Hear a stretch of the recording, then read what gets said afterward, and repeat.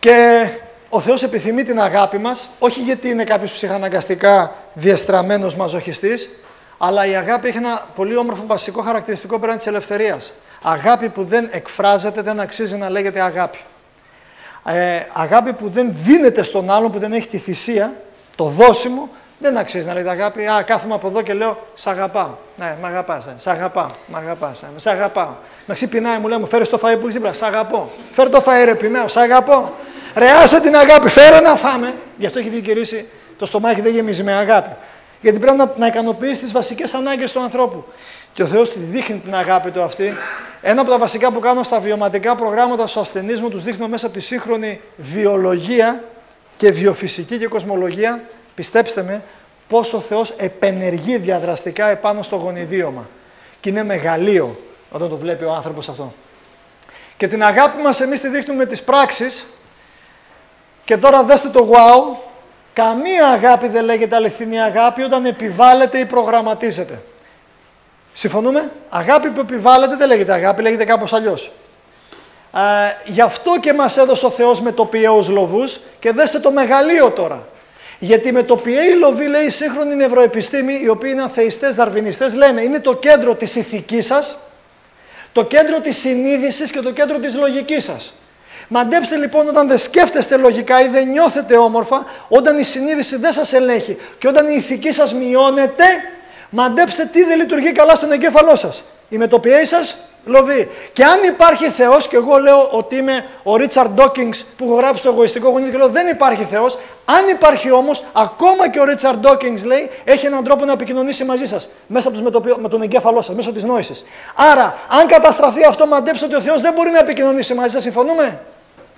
Και ένας λόγος που οι ψυχικές ασθένειες αυξάνουν και θα αυξάνουν αλματωδώς είναι γιατί ο άνθρωπος εκφυλίζεται και με αυτόν τον τρόπο οι σκοτεινές δυνάμεις που δεν είναι ευρωσιονιστές, είναι ανώτερες δυνάμεις, μπλοκάρουν τον δρόμο επικοινωνίας με το Θεό. Γι' αυτό έχει τόση μεγάλη σημασία ο τρόπος ζωής σας, ακόμα και το τι τρώτε, το τι πίνετε, το αν γυμνάστε, αν είστε παχύσαρκοι, δεν το κάνετε ούτε για να κάνετε κορμιά, ούτε για να είστε φέτες. Όπως βγαίνουν κάποιοι androids. Και βγάζουν φωτογραφίες στους κοιλιακούς και λένε τα κοριτσάκια του «Ωρε φέτες!» Και γράφω εγώ από κάτω «Τι ντενεκές πρέπει να είναι αυτός!» Γιατί φέτα μόνο σε ντενεκέ μπαίνει. Έτσι. Και ντενεκές ξεγάνωτος κιόλας. Δηλαδή κάτι και βγάζει φωτογραφία. Έχω στους φίλους στο Facebook, είναι κανείς φίλος μαζί μου στο Facebook? Ναι. Έχω μία που είναι γνωστό μανεκέν, δεν θα πω το όνομά της γιατί μην με πάει ύστερα για προσωπικά δεδομένα. Αλλά θα καταλάβει αυτή όταν θα με δει, αν με δει από το διαδίκτυο, η οποία μάλλον πρέπει, δεν ξέρω τι, μάλλον έχει πρόβλημα στα μάτια γιατί πρέπει να με ψηλοθέλει. Τώρα τι είδε και σε μένα και δεν ξέρω, δεν είδε τη μύτη, μάλλον είδε έτσι. Και μου βγάζει φωτογραφίες με το iPhone, πρέπει να το πω, και μου βγάζει φωτογραφίες έτσι, τσακ, και μου τη στέλνει. Γιατρέ, αυτές σας αρέσει. Γιατρέ, πώς με θεωρείτε έτσι. Γιατρέ, έτσι, έτσι. Και κάτι τέτοιο. Με έφτασε μέχρι εδώ κάποια στιγμή και της γράφω ρε κοπελιά. Ό,τι δεν έχεις για πούλημα, μην το διαφημίσεις να πούμε. Με άλλα λόγια της είπα, δεν αγοράζω εγώ αυτό που πουλάς το κρέας. Πούλα το σε άλλον χασάπι. Εγώ δεν το παίρνω αυτό το κρέας. Δεν μου ξαναμίλησε μετά. Βρήκα και εγώ την ησυχία μου και θα βρει τον πελάτη του άλλος. Λοιπόν, μας έδωσε μετοπιαίους λοβούς, δέστε γιατί, η ικανότητα να επιλέγουμε την οδό και το πεπρωμένο μας. Γι' αυτό μας έδωσε ελευθερία και εδώ την ικανότητα. Τα ζώα σε σχέση με εμάς, η μετοπιαίη λοβή του ανθρώπου είναι το 40% του εγκεφάλου του. Οι πίθηκοι που μας λέμε είμαστε ξαδέρφια και θείοι και μπατζανάκηδες είναι ούτε 10%. Γι' αυτό λέμε τα ζώα έχουν ένστικτο. Ένστικτο τι σημαίνει? Έχουν προγραμματισμό γενετικό και είναι πολύ σωστό. Γιατί το ζώο δεν χρειάζεται να έχει ελευθερία? Γιατί δεν φτιάχτηκε καθηκόνα και ομοίωση? Γιατί ο Θεός δεν έχει εμπλοκή ενεργή όπως εγώ με την κόρη μου όταν θέλω να μιλήσω και θέλω να έχω σχέση αγάπης, δεν θέλω να έχω. Όπως και με τη γυναίκα μου, φανταστείτε, τέλεια γυναίκα. Είχα ένα φίλο που χώρισε πρόσφατα και μου λέει, τι λέω γιατί χώρισες ρε? Μου λέει, δεν μιλάγε καθόλου. Του λέω, είσαι χαζός ρε? Γυναίκα μου να μην μιλάει. Λέω, τώρα το Θεό. Λέει, αυτό μου την έδινε στα νεύρα, δεν μιλάγε καθόλου. Την έβραζε, ναι, με κοίταγε έτσι. Λέω, οι άνθρωποι δεν πάνε καλά.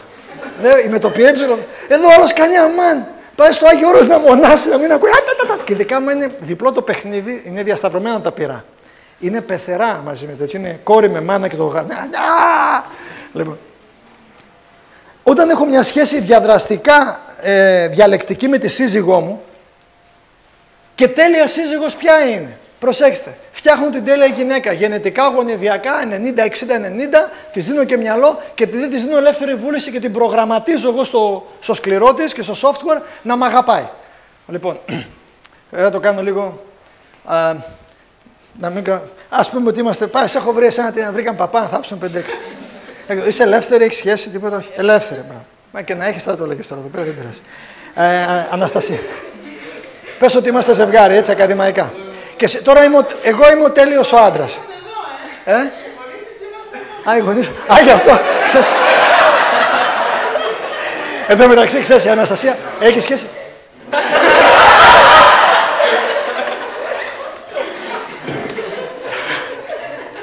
Τώρα θυμήθηκα ένα άλλο, το είχα πάρει στην Κύπρο, ένα κακομοίρι.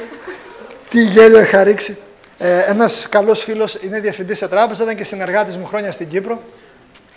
Είχα ομιλία στο Πανεπιστήμιο, τότε που ήμουν και λέκτορας εκεί, και θα έκανα μια ομιλία για τον καρκίνο. Με το Σύνδεσμο Καρκινοπαθών θα δίναμε και τα χρήματα εκεί πέρα για να βοηθηθούν κάποια παιδάκια για να κάνουν κάποιες τέλος πάντων θεραπείες με μεταμοσχεύσεις μυελού. Ήταν τίγκα, έχει 850 άτομα το αμφιθέατρο, τηλεοράσεις, δήμαρχοι όλοι αυτοί. Λέει ο φίλος μου στον συνάδελφο του, ρε, έλα να δεις το μουρούτι, λέει. Γιατί σε ένα εξαδέρφη σου δεν είναι που έχει τον καρκίνο. Ρε, θέλω να έρθω, αλλά βγήκα sick leave. Sick leave στα αγγλικά, στην τέτοιο είναι ότι όταν βγαίνεις άρρωστος πρέπει να μείνεις στο σπίτι. Δεν μπορείς, άμα σε βρει ο εργοδότης κάπου αλλού, τρως καμπάνα. Του λέει ο φίλος μου, ρε, μη φοβάσαι, ρε. Ρε, 1000 άτομα θα έχει μέσα. Ποιος θα σε δει εκεί πέρα? Ανέβει ψηλά πάνω. Καλά, καλά, λέει. Έρχεται, κάθεται που λες. Εγώ είμαι στο πόντι μου, μεταξύ με ρώτησε προηγουμένως, πού θα είσαι? Του λέω, πέσω παντού μπάλα. Και αρχίζουμε πιάνει, ξέρω εγώ, έστρος και πήγα πάνω κάτω. Και κάποια στιγμή ήθελα να κάνω αυτό που θα κάνω τώρα μαζί.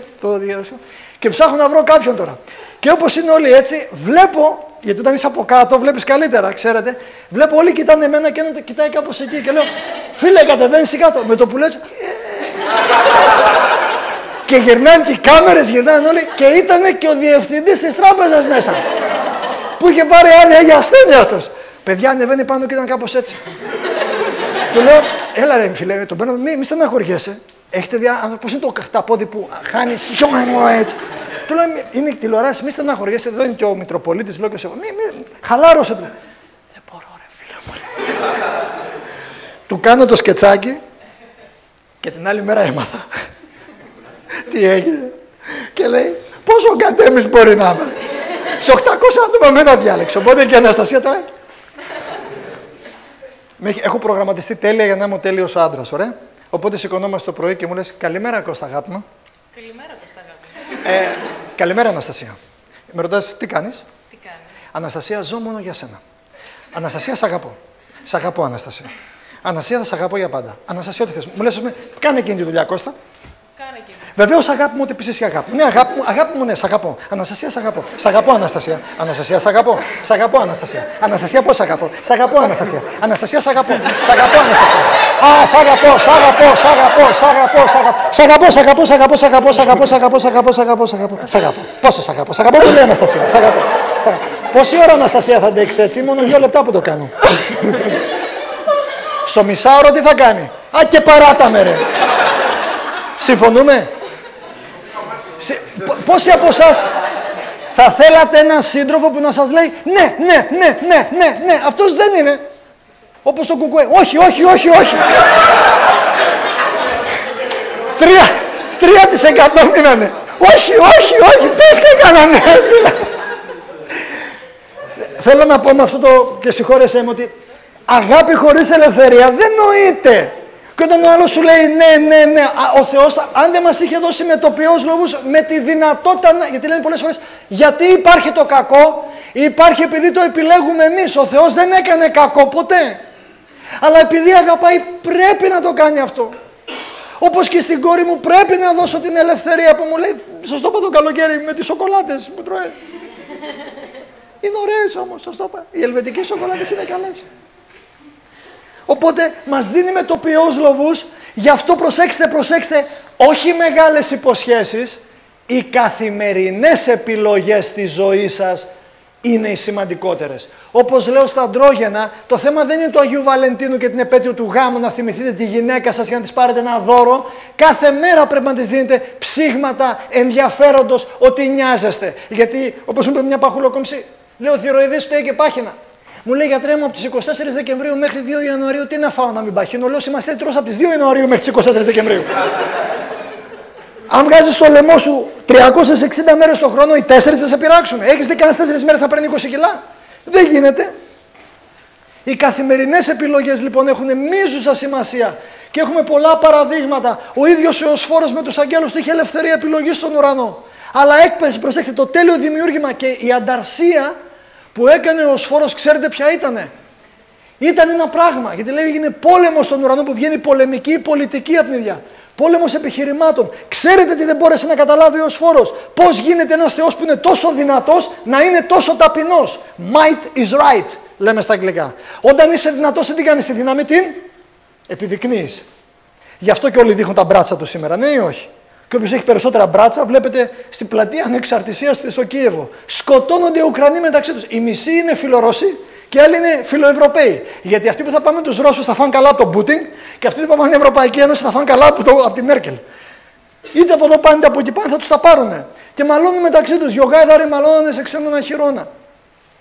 Ακόμα και ένα όν που φτιάχτηκε με τέτοια τελειότητα, γιατί ο Θεός έκανε εωσφόρο, δεν έκανε σατανά, είναι μεταποίηση, μετασχηματίστηκε, μεταλλάχτηκε ο χαρακτήρας του. Λέει πώς μπορείς να έχεις τόση δύναμη, τρομακτική δύναμη και παρόλα αυτά να είσαι τόσο ταπεινός, πρέπει να δείξεις τη δύναμή σου. Και προσπάθησε, εξεγειρώμενος εναντίον του Θεού, να τον αναγκάσει να δείξει τη δύναμή του. Προσέξτε, αν πεις στο Θεό, μ' αγαπάς, ναι, ό,τι και να κάνω, ναι, ακόμα και να εγερθώ εναντίον σου, ναι. Άρα δεν μπορείς να με καταστρέψεις, γιατί αν είσαι αγάπη δεν μπορείς να τιμωρήσεις, ναι ή όχι. Όταν αγαπάς δεν τιμωρείς. Απ' την άλλη, άμα είσαι δίκαιος, πρέπει να με τιμωρήσεις. Αν έχεις νόμο, γιατί ο νόμος είναι δικαιοσύνη. Και τώρα πιάνεις σε μια παγίδα το Θεό. Αν είσαι 100% δικαιοσύνη, πρέπει να με τιμωρήσεις. Αλλά αν με τιμωρήσεις, δεν με αγαπάς, οπότε ο νόμος σου πέφτει. Αλλά αν είσαι αγάπη, δεν πρέπει να με συγχωρέσεις, άρα δεν με τιμωρήσεις. Άρα πάβει η δικαιοσύνη σου. Άρα σε έχω πιάσει. Οπότε δεν μπορείς να με καταστρέψεις. Οπότε μπορώ να αποδείξω ότι μπορεί στο σύμπαν να υπάρξει κάποια άλλη δημιουργία πέραν από αυτή που νομίζεις σωστό. Είναι τρομακτικό σε σύλληψη, άμα το δείτε. Οπότε μαντέψτε ο Θεός τι κάνει. Που μπορεί να κάνει ένα σβουπ και να το εξαφανίσει με τη μία. Και τώρα μπορεί. Μαντέψτε γιατί το κάνει. Αν ξαφνικά σηκωθεί, παραδείγματος το όνομά σου. Ο Θωμάς σηκωθεί εδώ μπροστά ο Θωμάς και πει: ο Κώστας ο Μωρούτης ένας ηλίθιος απατεώνας είναι, και εγώ βγάλω το όπλο και τον πυροβολήσω. Τι θα πιστέψετε όλοι? Σίγουρα όταν τον πυροβολήσω, όλοι θα κάτσετε κάτω. Άχνα. Αλλά τι θα πιστέψετε, ότι ο Θωμάς έλεγε την αλήθεια. Γι' αυτό και το σκότωσα. Ναι ή όχι? Αν όμως πως το μα τι είπες, φίλε, αυτό ωραία. Λοιπόν, αύριο θα καθίσω 2 ώρες να μιλήσω εγώ και 2 εσύ. Και ας αφήσουμε τον κόσμο να διαλέξει. Του δίνω ελευθερία. Και αν μετά από τις 2 ώρες εσείς επιλέξετε ότι εγώ λέω την αλήθεια, λέει ψέματα, τον αποθείτε μόνοι σας. Ναι ή όχι? Ο λόγος που το κακό υπάρχει ακόμα είναι γιατί πρέπει να δοθεί χρόνο στο κακό να φανερώσει το πρόσωπό του. Και μαντέψτε, δέστε τι γίνεται γύρω και φανερώνεται το πρόσωπο του κακού. Και φανερώνεται πολύ, γιατί οι πολιτικοί, οι κοινωνικοί και άλλοι άρχοντές μας είναι αδύναμοι και ανήμποροι να δώσουν λύσεις και το ξέρουν. Και αυτά που υπόσχονται είναι ψέματα.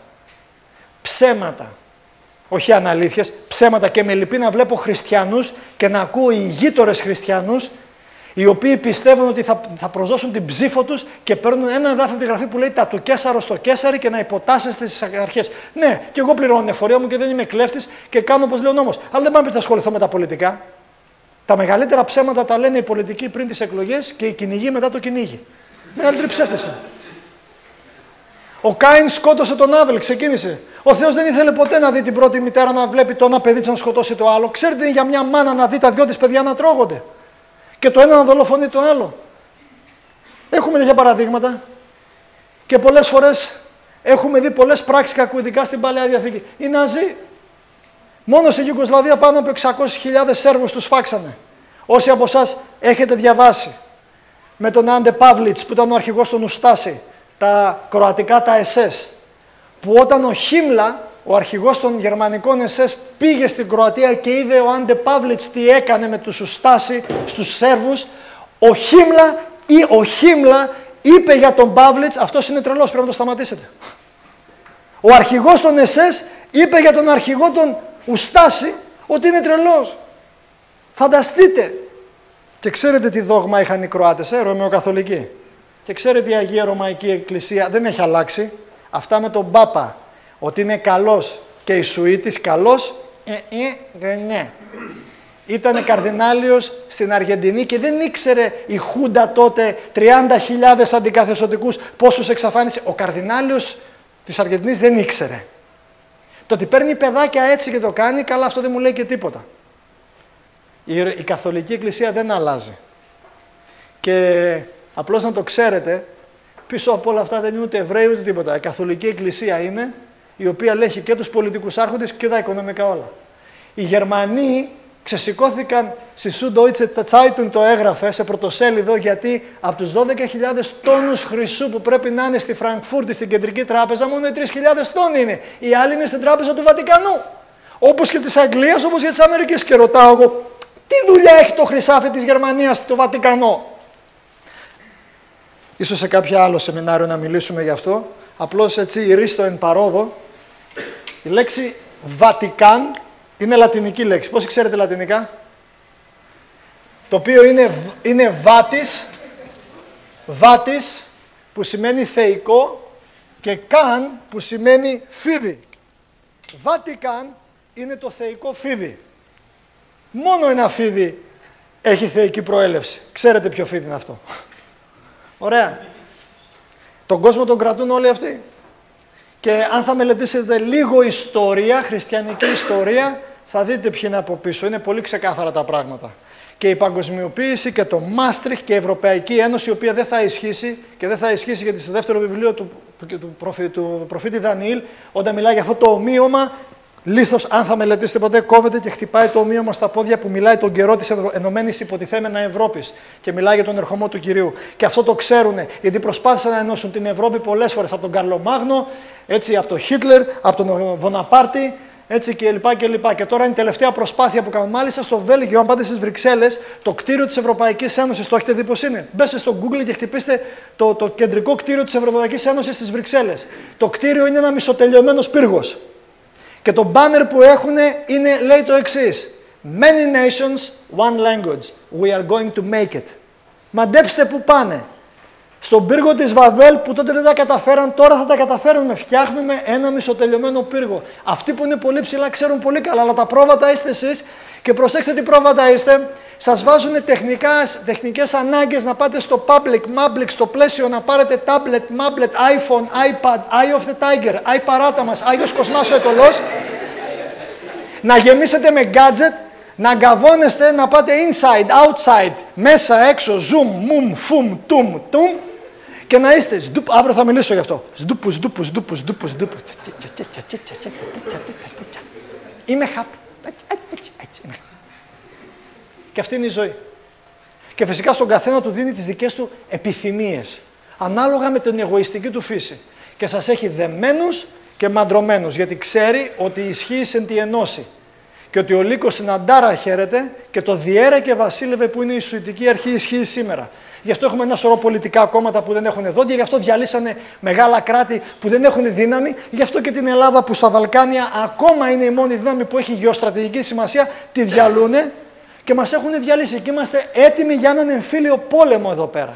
Είμαστε έτοιμοι για έναν εμφύλιο πόλεμο, γιατί δεν έχει ούτε κοινωνική ούτε πολιτική συνείδηση ο μέσος άνθρωπος. 6 εκατομμύρια Εβραίοι από τους Ναζί επίσημα πλέον σφάχτηκαν και δεν μπορώ να δεχτώ εγώ κανένα πολιτικό κόμμα που να βάζει την ελληνική σημαία, και δεν έχω κανένα πρόβλημα να το πω και ανοιχτά, που να θεωρούν ότι είναι πατριώτες, που είναι φασιστοειδή, αμόρφωτα μορφώματα και να υπερασπίζονται και να ισχυρίζονται ότι αυτοί θα σώσουν την Ελλάδα όταν χαιρετούν χιτλερικά, που στη Γερμανία αυτή η κίνηση τιμωρείται από τον νόμο. Αυτή τη στιγμή στη Γερμανία, αν κάνεις το πράγμα, έχεις τέτοιο πρόστιμο που θα καίει. Και δεν μπορώ να δεχτώ κάποιους οι οποίοι πατήσαν το δικό μου τον τόπο και μου το παίζουν εμένα Ελληναράδες, γιατί όσο πιο πολλές σημαίες κρεμάει κάποιος, τόσο λιγότερο Έλληνας είναι. Όσο περισσότερους σταυρούς κάνει κάποιος, τόσο λιγότερο χριστιανός είναι. Και να θυμάστε κάτι, παιδιά, όσο μικραίνει η πίστη σας, θα μεγαλώνουν τα κτίρια της πίστης σας. Όσο η πίστη σας μεγαλώνει, κτίρια δεν χρειάζεται για να βάλετε την πίστη μέσα. Όταν εγώ βλέπω Ελληναράδες με σημαίες παντού και να φωνάζω εδώ. ούτε με Ελλάδα έχουν σχέση. Πληρώνονται από τον γαλλογερμανικό άξονα των χιτλερικών, είναι γκεσταμπίτες, είναι σε διατεταγμένη υπηρεσία και φύγετε μακριά από αυτούς. Και κάτι πολύ σημαντικό που ακόμα και η Ορθόδοξη Εκκλησία πήρε θέση. Και της Αλβανίας, τον ξέρετε τον Αρχιεπίσκοπο, ο οποίος είναι υπέροχος άνθρωπος, γι' αυτό και τον βάλαν στην Αλβανία. Έφαγε δυσμενή μετάθεση. Έτσι ο Αναστάσιος, υπέροχος άνθρωπος, μια φορά είχα σε ένα δύο στην Κύπρο και τον γνώρισα, ευλαβής, ταπεινός, παιδί του Θεού, έτσι όπως πρέπει να είναι. Ξέρετε τι είπε? Εγώ, παιδιά μου, λέει, τσομπάνος είμαι. Έτσι ακριβώς είπε, τσομπάνος είμαι. Και το έλεγε και έκλαιγε. Ξέρετε ο Αναστάσιος τι είπε? Όπως και ο Αρχιεπίσκοπος Ελλάδος. Δεν έχει η Εκκλησία καμία σχέση με όλους αυτούς. Ούτε χρειάζεται τέτοια πράγματα. Και ξέρετε, είναι Απολώνοι, δωδεκαθεϊστές και ειδωλολάτρες. Δεν έχουν σχέση με Χριστό αυτοί. Με Χριστό δεν έχουν σχέση. Γιατί εμένα ο δικός μου ο Κύριος είπε αγάπα και τους εχθρούς σου. Όχι τσάκισε τους αδύνατους. Και στο κάτω-κάτω, φίλοι μου, ο μάγκας που είναι εδώ, ο δυνατός, οφείλει να προστατεύει τον αδύναμο και όχι να τον δέρνει. Και όπως το λέω, τους το είπα και μέσα σε συνάντηση που είχα, άμα είστε μάγκες και τσαμπουκαλόψαρα, πηγαίνετε να τα βάλετε με τη ρώσικη μαφία εδώ στην Ελλάδα. Αντεντέ, αντέ. Μπετό ταχείας πήξεως και Καλάσνικοφ, αντεντέ. Τι τον Πακιστανό χτυπάμε, ένας με 50, τέτοιος μάγκας είμαι κι εγώ. Εμείς όμως όταν πηγαίναμε προξένο Κορομιλά, εσύ μου, με το φίλο τον Ηλία, ήταν 200 λαϊκοί και ήταν 4 παιδιά μόνο. Και λέει ο ένας φίλος στον άλλο φίλο που είναι μεθυσμένοι, γιατί όταν μπει το αλκοόλ από εδώ, βγαίνει το μυαλό από εδώ. Έρχονται 200 τύποι και σου λένε, θα σε λιώσω. Και έρχονται τώρα με τα κοντόξυλα και εσύ λες στον άλλον, στο θυμάστε βάζεις με τον ντούμο. Και λέει, τους νικούμε. Και δύο, ο ντούμος έκανε, θα τους παίξουμε καράτε και με το what τρώει το πρώτο μπουκέτο και γίνεται χαμός. Γιατί είναι έτσι. Δεν σε ενδιαφέρον ότι είναι πολλοί, άμα είσαι με λίγους, πας με τους πολλούς όταν ξέρεις ότι ο φίλος σου δίπλα. Έτσι την έπαθα και εγώ στο Αιγίνιο σε ένα ράμπλο, σε μια βαζαρία. Ήμουν τον Αλέκο, το θυμάσαι τον Αλέκο, που είχε το τέτοιο. Και είμαστε πίνουμε τότε στο replay, πρόχριστο παιδιά πάντοτε έτσι, γιατί υπάρχει πουχου, μούχου ζωή, να το ξέρετε. Τώρα λέω για την πουχου. Και όπως πίνουμε παρέα, είναι από τον Κολυνδρό τότε κάτι παιδιά και συνήθως για τις γυναίκες γίνονται οι φασαρίες. Εμείς οι άντρες είμαστε τα πιο ηλίθια πλάσματα. Για την ομορφιά τα κάνουμε όλα. Και ήταν μια κοπελίτσα, κάτι έγινε τέλος πάντων να δει και βγαίνουν έξω, Σαββάτο βράδυ γίνεται φασαρία. Πλακώνεται ο δικός μου ο φίλος με τον άλλον, έρχεται μου λέει, γίνεται φασαρία. Πάω εγώ εκεί πέρα, τι γίνεται αυτό? Λέει, άμα είσαι μάγκας, πάμε στην πλατεία. Και λέω, φώναξε τους δικούς σου, φώναξε τους δικούς μου. Φεύγουν αυτοί και πάνε στον Κολυνδρό και έρχονται 8 αγροτικά φορτωμένα. Με ανθρώπους. Εμείς είμαστε με τον Αλέκο και πίνουμε και ξαφνικά σκάει μύτη ο Γιώργος και λέει με τον Πανάγο, εξαφανιστείτε μάγκες, κατεβήκαν οι Κολυνδρινοί και είναι 8 αγροτικά full. Ήταν Σαββάτο βράδυ. Ήταν 1,5 μπουκάλι, Τζακ Ντάνιελς είχε περάσει από εδώ. Οπότε λες εσύ, εντάξει μωρέ, καλή είναι. Πάμε. Και λέω πάμε μάγκες, παίρνω και τον μπουκάλι έτσι να πάω. Και όπως ανεβαίνω πλατεία, κάνω μία και γυρνάω πίσω και είμαι μόνος μου. Έχουν φύγει όλοι οι φίλοι μου. Και είναι ξαφνικά αυτό που λες, είναι ξαφνικά που σου, έχετε δει στα road runner αυτά που φεύγει και λες, δεύτερο τελευταίο ασπασμών και με τον τέτοιο τρως το πρώτο μπουκέτο, μπαπ, και μετά ντούπου, και την άλλη μέρα πονάς. Θέλω να σας πω ότι βλέπετε μπροστά σας έναν άνθρωπο ο οποίος έχει μεγάλη εμπειρία. Με τη λέξη εμπειρία εννοώ βλακίες στη ζωή. Όταν λοιπόν ακούτε ανθρώπους να λένε εγώ έχω μεγάλη πείρα στη ζωή, μάλλον έχουν κάνει μεγάλες βλακίες. Απλώς είναι και περήφανοι γι' αυτό. Εγώ δεν είμαι περήφανος. Έχουμε γίνει λοιπόν μάρτυρες της κακίας και του μίσους και όταν ο δυνατός θεωρεί κάποιος ότι είναι δυνατός ψυχήτε και σώματι, οφείλει να βαστάζει τις αδυναμίες των αδυνάτων και να τους υποστηρίζει και όχι να τους καταστρέφει. Έτσι κάνει ο αληθινά δυνατός. Γι' αυτό επιτρέπει μέσα σε όλο το σύμπαν το κακό να εκδηλώνεται και τις περισσότερες φορές μας προστατεύει. Και αν όλοι κοιτάξουμε τη ζωή μας, εγώ ειδικά αν κοιτάξω τη δική μου ζωή, το ότι ζω σήμερα είναι ένα θαύμα. Κυριολεκτικά το λέω και δεν είναι το αποτέλεσμα της τύχης. Με τίποτα. Έχουμε τρομοκρατικές καταστάσεις, τις βλέπετε καθημερινά από τους δίδυμους πύργους στην υποτιθέμενη τρομοκρατική πράξη. που άλλαξε το μέλλον και το νόμο τον παγκόσμιο πλέον. Ξέρει κανείς τι είναι το Patriot Act? Το οποίο εφάρμοσε ο George W. Bush. Το Patriot Act είναι το ρουφιανιλίκι επιστημονικά. Δηλαδή, ότι ο κάθε πολίτης μπορεί να πάει να καταγγείλει ανώνυμα ή επώνυμα τον γείτονα ή οποιονδήποτε άλλο, αν νομίζει ότι ο γείτονάς του έχει μια συμπεριφορά που υποθάλπτει τρομοκρατική πράξη. Ακούστε το wow και κρατήστε το, γιατί σε λίγο και αυτό που παίζει στο 2 δεν θα παίζει. Ξέρετε ποιος θεωρείται φουνταμενταλιστής? Ξέρετε τι σημαίνει φουνταμενταλιστής, η έννοια? Φουνταμενταλιστής θεωρείται ο σκληροπυρηνικός, είναι ο θρησκευτικά σκληροπυρηνικός. Σύμφωνα με τα Ηνωμένα Έθνη, φουνταμενταλιστής δεν θεωρείται ο μουσουλμάνος που βάζει εδώ τα κλειδιά και κάνει Αλάχου Ακμπάρ και την άσνορα. Ακούστε ποιος είναι ο φουνταμενταλιστής? Ο χριστιανός, ο οποίος παίρνει την Αγία Γραφή και την ερμηνεύει κατά το δοκούν, είναι φουνταμενταλιστής και δυνητικά επικίνδυνος. Με άλλα λόγια, όποιος χριστιανός από εσάς πάρει την Αγία Γραφή και τη μελετήσει και την ερμηνεύσει για τον εαυτό του, θεωρείται από τα Ηνωμένα Έθνη ότι είναι σκληροπυρηνικά θρησκευόμενα φανατικός. Αυτός είναι ο επικίνδυνος και όχι ο μουσουλμάνος. Γιατί άραγε είναι επικίνδυνος αυτός ο χριστιανός? Γιατί έχει προσωπική σχέση με τον Χριστό. Και το σύστημα δεν σε θέλει, σε θέλει κάτω από μια ομπρέλα που θα σου πει κάποιος ποιο να λατρέψεις, πότε να το λατρέψεις, πού να το λατρέψεις. Το λέμε στη θεολογία το χάραγμα του θηρίου, η σφραγίδα του Θεού. Οπότε θα πρέπει να δούμε κάποια πράγματα και αν κάποιοι μελετήσετε την Αποκάλυψη, ειδικά το 7ο κεφάλαιο, θα πάρετε απαντήσεις για το κακό και που θα υπήρχε και θα υπάρχει μέχρι τον ερχομό του Κυρίου. Και ο Θεός πάντοτε είχε ένα μικρό πιστό υπόλοιπο μέσα στο λαό του, το οποίο έμενε σε αυτά που ο Θεός ήθελε, με όποιο τίμημα και να χρειαζόταν να πλήρωνε. Ο προφήτης Ηλίας, έχετε διαβάσει την ιστορία του, ήταν μόνος του, ο Δανιήλ ήταν μια μειοψηφία και ο λόγος του Θεού μας λέει ότι είναι πλατιά η οδός που οδηγεί στην απώλεια, αλλά στενή η οδός που οδηγεί στην ευτυχία. Και η αναζήτηση της ευτυχίας είναι ό,τι πιο πολύτιμο μπορούμε να πάρουμε για μας σήμερα και δεν υπάρχει χρόνος για χάσιμο. Μετά το πέσιμο από τους δίδυμους πύργους, ρωτούσαν τους Αμερικανούς, προσέξτε, οι περισσότεροι μεγάλοι δημοσιογράφοι, οι δικοί μας superstar όπως και τότε, από το Larry King κλπ. Ρωτάγανε και κοιτάξτε τι απαντήσεις δίνανε. What I do is so trivial to me. Μια μέρα πριν τους δίδυμους πύργους λέγανε αυτό που κάνω είναι πολύ σημαντικό. Μια μέρα μετά τους δίδυμους πύργους λέγανε αυτό που κάνω είναι trivial, είναι τετριμένο, είναι άχρηστο.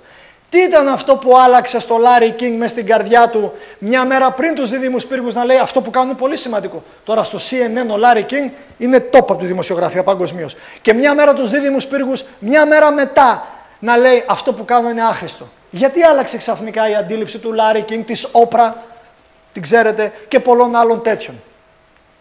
Τι έκανε η πτώση των διδύμων πύργων, τι σηματοδότησε στην καρδιά ή στην ψυχή αυτών των ανθρώπων? Πάρα πολλοί προσκεκλημένοι movie stars, έτσι, ακριβώς το ίδιο, so trivial, αυτά είναι η έκφραση που δίνανε. Αθλητικά, η μεγάλη NBA κλπ. So trivial εντωμεταξύ, για να καταλάβετε πόσο ακόμα και πανεπιστημιακά οι άνθρωποι δεν μαθαίνουν πλέον. Δεν μαθαίνουν, είναι επιφανειακή η γνώση. Παρόλο που έχουμε τόση πολλή πληροφορία, γιατί σήμερα, άμα θέλω να μάθω κάτι, τι κάνω, χτυπάω στο Google, στο Wikipedia και μαθαίνω. Αλλά φίλε, δεν το μαθαίνεις, απλώς το διαβάζεις, δεν σου μένει εδώ, δεν είναι δική σου κεκτημένη γνώση. Ο καθηγητής Ben Carson είναι καθηγητής παιδονευροχειρουργικής διευθυντής στο John Hopkins Hospital, η καλύτερη παιδιατρική κλινική στον κόσμο. Είναι αυτός που κάνει αποκολλήσεις σιαμαίων στον εγκέφαλο. Είχε έρθει στη Χαϊδελβέργη και τον είχα παρακολουθήσει. 3 μέρες χειρουργείο σε αποκόλληση σιαμαίων. Για να χειρουργήσει τα πράγματα πρέπει να έχεις χέρια. Είχε 800, όχι φοιτητές ιατρικής, 800 ειδικευόμενους παιδονευροχειρουργούς. Το οποίο σημαίνει ότι έχει κάνει 6 χρόνια ιατρικής και είναι στο 4ο έτος της παιδονευροχειρουργικής. 3 χρόνια χειρουργική και στο 2ο-3ο έτος παιδονευροχειρουργικής στο John Hopkins Hospital. Το οποίο σημαίνει, αν σήμερα το μικρό όνομα, ο τηλέμαχος ερχόταν από το John Hopkins Hospital, θα ήταν κάπως έτσι.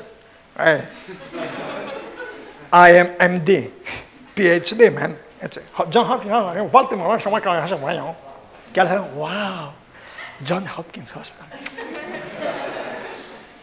822 φοιτητές μέσα στο αμφιθέατρο. Ρωτάει ο καθηγητής τους, ονομάστε μου με ανάταση των χειρών 5 μπασκετμπολίστες στο NBA. Όλα τα χέρια πάνω. Άντρες, γυναίκες. Όλοι τους ξέραμε. Πέστε μου 5 ονόματα από το baseball. Στο αμερικάνικο. Όλα τα χέρια πάνω. Πέστε μου 5 γνωστούς pop star. Τα χέρια όλα επάνω. Πέστε μου 5 νομπελίστες. 10 χέρια πάνω. Ιατροί. Και μετά, ακούστε τι ερώτηση κάνει. Υπάρχει κάποιος που μπορεί να μου εξηγήσει τι είναι ένα microprocessor? Και ένα χέρι σηκώθηκε. Ένα χέρι από τους γιατρούς. Οπότε τον φωνάζει, του λέει, έλα εδώ. Τον βάζει πάνω στο πόντιο μου και του λέει, εξήγησέ μου τι είναι ένα microprocessor. Ακούστε απάντηση. A microprocessor is a processor that is micro. Δηλαδή, και μιλάμε για elite. Για elite. Αν δεν κάτσετε προσωπικά να αφιερώσετε χρόνο και να κάνετε κτήμα σας στη γνώση για να γίνει σοφία, μην στηρίζεστε ούτε στο μωρού ούτε σε κανέναν και μην πιστεύετε κανέναν. Ακόμα και στα αθλητικά λοιπόν. So trivial. Αν το παραδέχονται, αυτοί που είναι τα πρότυπά μας, ρωτάω εγώ τώρα, εμείς που είμαστε απλοί θνητοί, γιατί συνεχίζουμε και αναλώνουμε το χρόνο μας με τόσο ανούσια πράγματα? Έχω βρεθεί, τη Δευτέρα θα κατέβω στην Αθήνα αυθημερών για ταξίδι για να συναντήσω έναν από τους μεγαλύτερους κρίσους της Ελλάδας. Δεν θα πω το όνομά του. Έχει υπό την κατοχή του τράπεζες, διεθνείς οργανισμούς, κοντά στα 30 τάγκερ και δεν ξέρω εγώ τι άλλο έχει. Αυτός δεν έχει κρίση, με γιώτα ήτα, είναι με κρίση. Όμικρον γιώτα. Πεθαίνει με μεταστατικό καρκίνο, στα 63 του. Ξέρετε την τελευταία φορά που πήγα μαζί του στην Εκάλη, στο σπίτι του, τι μου είπε? Και είμαι ευγνώμων για αυτό που μου είπε. Ξέρω γιατί την έπαθα, Κώστα. Δεν αναπαύτηκα ποτέ. Για να φτιάξω αυτή την αυτοκρατορία, ήμουν συνέχεια... Υπάρχει ένα γονίδιο P53, λέγεται ογκοκατασταλτικό γονίδιο. Και αυτό είναι το νούμερο 1 για τον καρκίνο. Θα πεθάνω, λέει. Τα παιδιά μου τα έχω ταυτοποιήσει, ξέρω θα πεθάνω. Σε κάλεσα για ένα πράγμα και γι' αυτό με καλεί τη Δευτέρα. Ακούστε, πριν πεθάνω θέλω να ξέρω ένα πράγμα. Πού πάω και πώς να δώσω τη ζωή μου στο Θεό. Και σε όσους ανθρώπους έχω βρεθεί κοντά στο κρεβάτι του θανάτου, κανείς από αυτούς, πλούσιος, φτωχός, έξυπνος, χαζός, όμορφος, άσχημος, λίγο πριν πεθάνει, κανείς δεν θα πει. Δεν πιστεύω ο καλός ο Σάκης ο Μπουλάς, λίγο πριν πεθάνει να έλεγε «Αχ, να μπορούσα να έκανα ακόμα ένα πλατινένιο δίσκο. Αχ, να έτρωγα λίγο σουβλάκι παραπάνω. Αχ, να πιω λίγο ουίσκι παραπάνω. Αχ, να πάω με περισσότερες γυναίκες, περισσότερους άντρες, να ταξιδέψω, να φάω, να πιω, να ντυθώ». Ξέρετε όλοι τι λένε? Ένα πράγμα λένε όλοι. Να είχα τον χρόνο, αυτόν τον χρόνο που τον αφήνουμε έτσι, να έκανα και να έλεγα αυτά που δεν έκανα και δεν είπα στους ανθρώπους που θα έπρεπε να κάνω και να πω. Ωραία. Αυτό λέει κάτι. Είτε είσαι στην Αφρική λοιπόν, είτε είσαι εδώ, σημαίνει ότι πώς χρησιμοποιείς τον χρόνο σου θα καθορίσει τη σοφία ή την αφροσύνη σου. Και πού υπάρχει άραγε η μεγαλύτερη πηγή σοφίας για να την αντλήσουμε? Στην Βρυτάνικα και στη Λαρούς. Στο John Hopkins Hospital. Που είναι καλά. Στη σχολή στα Ιωάννινα. Όχι. Όχι η σχολή στα Ιωάννα, ούτε και εγώ στη Φραγκφούρτη, πουθενά. Είναι γνώση η οποία είναι ψήγματα γνώσης, μπλοκέ, τα οποία πρέπει να τα ενώσεις κάτω από ένα τέτοιο για να πάρεις κάτι. Γι' αυτό είναι χρόνος για να έχουμε σημαντικά πράγματα στη ζωή μας και μετά την 11η Σεπτεμβρίου άλλαξε κάτι παγκόσμια, το οποίο δεν θα είναι ποτέ το ίδιο πλέον. Ποτέ το ίδιο. Ξέρεις, και πέφτει τώρα. Και ξέρετε, βρισκόμαστε στην Ανάσταση, λέω, σας το είπα ότι δεν θα είναι το ίδιο. Είδατε που το βιώσατε. Το κακό είναι η μεγαλύτερη πρόκληση στο χριστιανισμό. Και γιατί από πού έχουμε έρθει, γιατί είμαστε εδώ και πού πάμε. Και το να υποφέρει ο πόνος, γι' αυτό σας μίλησα στην αρχή και με τον πόνο θα τελειώσω, είναι η πιο σοβαρή πρόκληση στη χριστιανοσύνη. Ένας Θεός που είναι αγάπη και με αγαπάει δεν θα με αφήσει να πονέσω, ναι ή όχι? Ναι ή όχι? Όχι πολλές φορές. Υπάρχει στην παθολογία, στη γαστρεντερολογία, ένα κρέντο που το μαθαίνουν όλοι οι γιατροί, αλλά το εφαρμόζουν. Όταν ο ασθενής εισαχθεί στα επίγοντα περιστατικά με κοιλιακό άλγος, ποτέ ο γιατρός δεν δίνει φαρμακευτική αγωγή μέχρι που να αποσαφηνίσει την αιτία του πόνου εδώ. Γιατί είναι πολλά όργανα και αν δεν αποσαφηνίσει με το αναλγητικό που θα δώσει και σταματήσει τον πόνο, δεν θα μπορέσει να κάνει καλή διαφοροδιάγνωση και μπορεί να χάσει τον ασθενή του. Κατανοητό?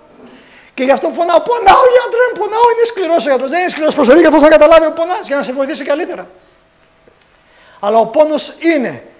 Ο αθεισμός λέει όχι στο Θεό, γι' αυτό υπάρχει το πραγματικό κακό. Ο πανθεισμός που παίζει πάρα πολύ, η Σερ, βγάζει τραγούδια τώρα και κατεβαίνει σαν ιέρια από την Ινδία και βγαίνει πάνω στη σκηνή και κάνει μάντρα.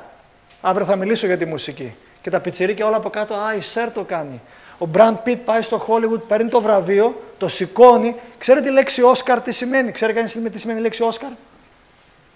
Όλα έχουν ένα νόημα, δεν είναι έτσι. Είναι νορβηγικός θεός της φωτιάς, Όσκαρ. Και σηκώνει ο Μπραντ Πιτ και λέει μέσα στο Hollywood, I welcome you and join you, you hookers of Babylon. Worship your idol. Αχα. Και τα κοριτσάκια βλέπουν 3 τον Αχιλλέα με τα εξάρια του και τους γλουτιαίους. Να ήμουν στην 3 και να πέθαινα μαζί σου, ο Μπραντ. Ή ακόμα καλύτερα να ήμουν με τον Λεωνάρντο επάνω στο... και ας βυθιζόταν. Αύριο θα σας μιλήσω και για τον Λεωνάρντο. Και για να ολοκληρώσουμε λοιπόν, δεν θα μπω θέλω να ολοκληρώσουμε για να θέλετε να συζητήσουμε κάτι. Αν ο Θεός είναι παντοδύναμος, τότε μπορεί να καταστρέψει το κακό. Αν είναι πανάγαθος, γεμάτος αγάπη, τότε θα πρέπει να το αφήσει γιατί δεν μπορεί να τιμωρηθεί όπως έλεγα. Αλλά παρόλο αυτό που ξέρει ότι συμβαίνει και έχουμε εδώ. Είναι καλός, είναι με παντοδύναμος και το κακό ισχύει. Και έχουμε αυτή την τριάδα, αλλά παρόλα αυτά και συναισθηματικά και νοητικά οι μάχες που δίνουμε τον πόνο και το κακό δεν πάει να πει ότι είναι προς το κακό μας και προς το λάθος. Και το από πού ξεκινάει το κακό, ίσως το μιλήσουμε κάποια άλλη φορά, οι θηριωδίες που κάνανε το Τρίτο Ράιχ, γιατί πιστέψανε από τη θεωρία του Δαρβίνου, αυτό είναι το Auschwitz, το Arbeit macht frei, η δουλειά σε απελευθερώνει, γιατί άμα βαράς γκασμά δεν μπορείς να σκεφτείς. Έτσι είναι. Το ότι υπάρχει σήμερα το κακό δεν πάει να πει ότι αναιρεί όχι μόνο την ύπαρξη, αλλά και το χαρακτήρα του Θεού. Δεν το παρήγαγε ποτέ και μπορεί να το καταστρέψει, αλλά το επιτρέπει να εκδηλωθεί. Και θέλω να φτάσουμε μόνο στο διατάφτα.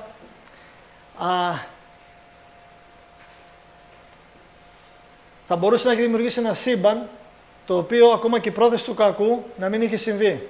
Και το παράδειγμα είναι παίρνω ένα σφυρί, που γιατί έχει χρησιμοποιηθεί το σφυρί? Ποιος είναι ο ρόλος που χρησιμοποιεί το σφυρί? Για να χτυπάει το καρφί, να φτιάχνει κάτι. Με το σφυρί όμως μπορώ να σπάσω το κεφάλι ενός ανθρώπου. Φυσικά και μπορώ.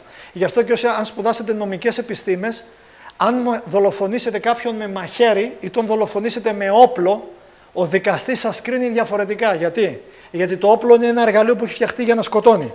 Το μαχαίρι θεωρείται επικίνδυνο, αιχμηρό αντικείμενο. Γιατί έχει φτιαχτεί, δεν έχει φτιαχτεί για να σκοτώνει, έχει φτιαχτεί γιατί? Για να κόβει το ψωμί, να κόβει το κρέας, όχι να κόβει τον άνθρωπο. Ακόμα και ο επίγειος δικαστής θα σας τη φορέσει στο κεφάλι νομικά διαφορετικά με τι θα επιτεθείτε στον άλλον. Έχει σημασία τι εργαλεία χρησιμοποιούμε και πάνω απ' όλα αυτό, ότι ο Θεός έχει υποσχεθεί και αυτό είναι το wow για μένα, το κακό έχει ημερομηνία λήξεως. Όσοι από εσάς διαβάσατε το Λόγο του Θεού στο βιβλίο της Αποκαλύψεως, στο 12ο κεφάλαιο, μας λέγεται «Ουέι στους κατοικούντας επί της γης, γιατί ο σατανάς ερήφθη σε αυτήν και έχει ακούστε θυμό μέγα γιατί γνωρίζει ότι έχει λίγο καιρό». Και όσο μικραίνει ο καιρός του, επειδή το expired date μειώνεται, η ημερομηνία λήξης, μαντέψτε τι αυξάνει μέσα του. Το αποτέλεσμα καμικάζι. Ξέρετε τι ήταν οι καμικάζι στο Δεύτερο Παγκόσμιο Πόλεμο? Ήταν οι Ιάπωνες πιλότοι που παίρναν το αεροπλάνο και τι κάνανε? Το φορτώναν πυρομαχικά και πηγαίνανε πάνω σε ένα θωρηκτό, σε ένα... Αυτοί πεθαίνανε, αλλά με την αυτοκτονική τους κατάσταση παίρνανε πολλούς στο λαιμό τους. Σε τέτοια καμικάζι αποστολή είναι οι δυνάμεις του σκότους και η χειρότερη αποστολή που έχουν στο μυαλό σας να κάνουν, γιατί ο Τρίτος Παγκόσμιος Πόλεμος πλέον η Ελλάδα και δεν θα πολεμήσει με Τουρκία, ούτε με Σκοπιανούς, ούτε πια μαγείων, θα γίνουν μικροσυράξεις. Ο πόλεμος είναι ποιος ελέγχει το μυαλό σας. Και οι μετοπιαίοι σας λοβοί είναι προγραμματισμένοι νευροβιολογικά να συγκεντρώνουν την προσοχή τους μόνο σε ένα πράγμα κάθε φορά. Αυτό είναι ευλογία ή κατάρα. Αν η προσοχή σας είναι συγκεντρωμένη σε κάτι σωστό, σωθήκατε. Αν η προσοχή σας είναι συγκεντρωμένη σε ανοησίες, αφέλειες και trivial, τετριμμένα πράγματα, θα καταντήσετε μη οξυδερκείς. Το κακό υπάρχει λοιπόν και δεν το σταματάει. Εν τω μεταξύ αυτός μου θυμίζει λίγο το Σόιμπλε. Δεν ξέρω γιατί. Λίγο του φέρνει. Αν το βάλει σε καροτσάκι, του φέρνει λίγο. Αν το δείτε σε κάποια... Επειδή λοιπόν γνωρίζει την αρχή από το τέλος και εμείς δεν μπορούμε να το δούμε, γιατί το κακό συμβαίνει όταν δεν το προκαλούμε, και το χειρότερο κακό έγινε εδώ, στο σταυρό του Γολγοθά. Το επέτρεψε ο Θεός. Το ότι το επέτρεψε δεν πάει να πει ότι το ήθελε, ότι ήταν υπέρ. Και πολλές φορές, προσέξτε, παραδείγματος χάρη, ο καρκίνος, πολλές φορές το έχω δει σε ασθενείς μου, τους ξυπνάει από το λίθαργο που είναι και τους θέτει άλλες προτεραιότητες. Ξέρετε από το πρωί μέχρι το βράδυ πόσα τηλεφωνήματα παίρνω, και τώρα στο πρόγραμμα του Μαρτίου που έχω στο Λατοχώρι, είναι γεμάτο και ειδικά από νέα παιδιά. Έχω κοπέλα 18 χρονών, τρίτης λυκείου, με μεταστατικό καρκίνο, 20, 25, 27 χρονών παιδιά. Θα μου πεις πότε προλάβαν και κάναν το λάθος. Έχουν κληροδοτήσει από τους γονείς τους τα λάθη και αμαρτίες γονέων μερικές φορές παιδεύω σε τέκνα με την έννοια της κληρονομικότητας της γενετικής και όχι αυτή που ο Θεός δίνει. Αλλά πολλές φορές όταν τρώμε αυτό που λέμε στα απλά ελληνικά τα καπάκια στη ζωή, προσδιορίζουμε προτεραιότητες.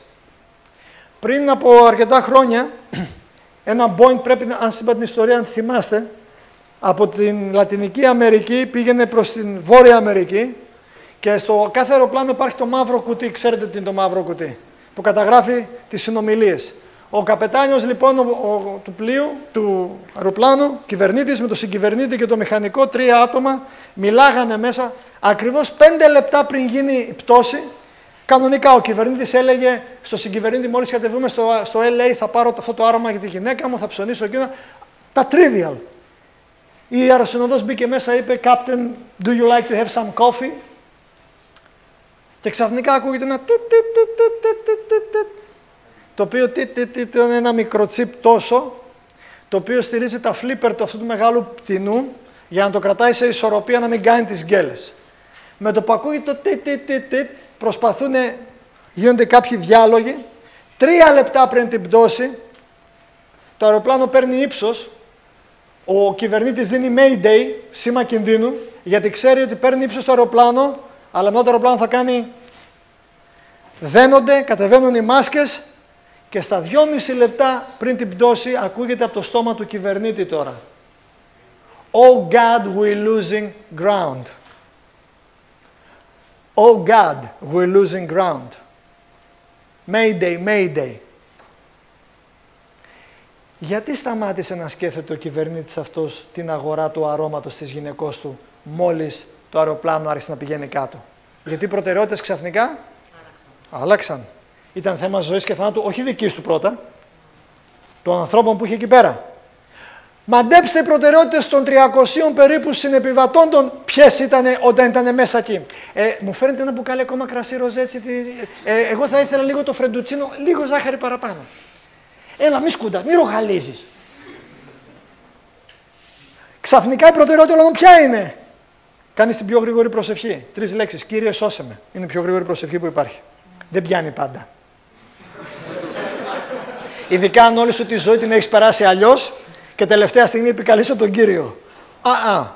Έχω ένα φίλο, λέγεται Μιχάλης, σας το είχα πει, είναι γνωστός παραγωγός τέκνο και rave, ο οποίος μου λέει, «Δόκτωρ, πες μου πού θα είσαι, άμα γίνει τίποτα, να γίνει η ανάληψη πάνω, να έρθω να πιαστώ από το πόδι, να έρθω μαζί σου».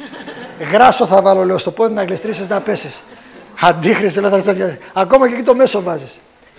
30 δευτερόλεπτα πριν σταματήσει το μαύρο κουτί, οι τελευταίες λέξεις του κυβερνήτη ήταν «Oh God».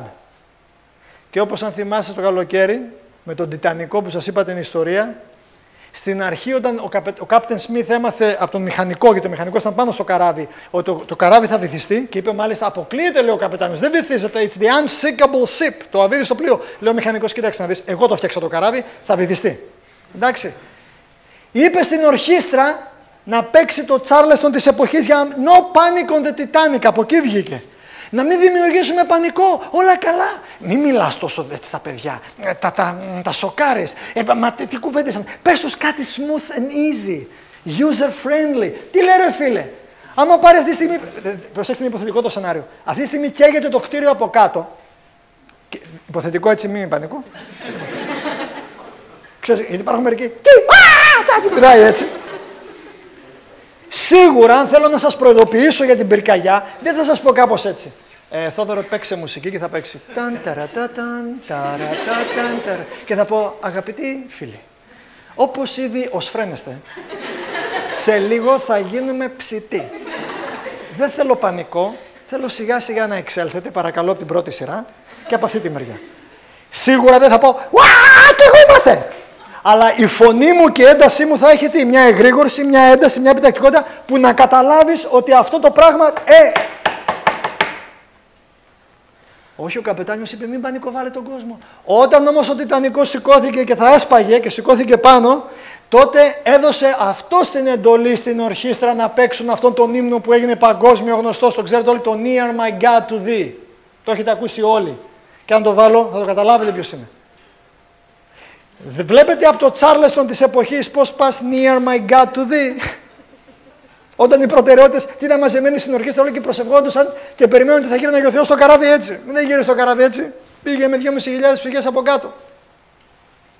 Έχει μεγάλη σημασία λοιπόν, σας το είπα και το καλοκαίρι, ήσασταν παρόντες και παρούσες, σε ποιο καράβι είστε πάνω και ποιος είναι ο κυβερνήτης του σκάφους σας. Γιατί υπήρχε και μια άλλη βάρκα σε μια λίμνη που ενώ χτυπιόταν από τα κύματα μέσα στη νύχτα, δεν βυθίστηκε. Γιατί πάνω σε εκείνη τη βάρκα κοιμόταν και ήταν κάποιος ο οποίος ήταν ο καλύτερος καπετάνιος. Αυτός ήταν ο Χριστός. Γι' αυτό στα αγγλικά λέμε You know Christ, you know life. No Christ, no life. Απλώς βγαίνει το εν στο τέλος. Και ξέρουμε ότι το φυσικό κακό, γιατί υπάρχει και φυσικό κακό σαν υποπροϊόν της αμαρτίας, μπορεί να φέρει πολύ κακό. Παραδείγματος χάρη, πέστε μου πότε η έννοια της γενναιότητας, του κουράγιου, του αλτρουισμού αναδεικνύεται. Πότε λέμε κάποιον είναι γενναίος? Όταν είμαστε όλοι καλά εδώ, έτσι. Ρε, τι γενναίος που είσαι που κάθεσαι έτσι και με κοιτάς σταυροπόδι. Πότε φαίνεται η γενναιότητα των Σπαρτιατών, πότε φάνηκε? Όταν ήταν στη Σπάρτη και καθόντουσαν τις παρέα και λένε λοιπόν μάγκες είμαστε, oh, this is Sparta. Εντάξει, τι ανοησία να με τους Φίχτερμα τους βγάλουν. Οι Λακεδαίμονες δεν ήταν τέτοιοι. Ήτανε μειώδες, αλλά όχι αυτό το πράγμα. Τέλος πάντων, αμερικανική καρικατούρα είναι αυτή. Φάνηκε το σφράγισμα λίγο που κάνει από εδώ πέρα. Πότε η γενναιότητα και η ανδρεία των Σπαρτιατών φάνηκε? Στις Θερμοπύλες, ναι ή όχι? Μέχρι και πριν τις Θερμοπύλες, Σπαρτιάτες Αθηναίοι φιλοκαλούμενται με τευτελείας ήταν. Αλλά στις Θερμοπύλες φάνηκε το παλικάρι. Άρα, ακόμα και στο κακό, η γενναιότητα, το κουράγιο, ο αλτρουισμός, η ανιδιοτέλεια φαίνεται μόνο μέσα από πράξεις κακίας όταν εκδηλώνονται. Και το βλέπουμε όλοι μας αυτό το πράγμα. Είτε αυτοί που οι πυροσβέστες, ξέρετε, τράβηξαν οι καημένοι εκεί πέρα. Πολλοί φαγώθηκαν.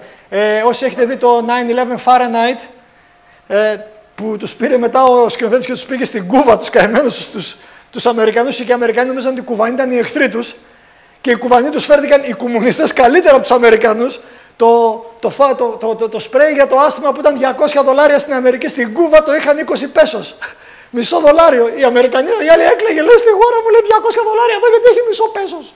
Και μια χώρα που έχει 50 χρόνια εμπάρκο από τους Αμερικανούς ακόμα.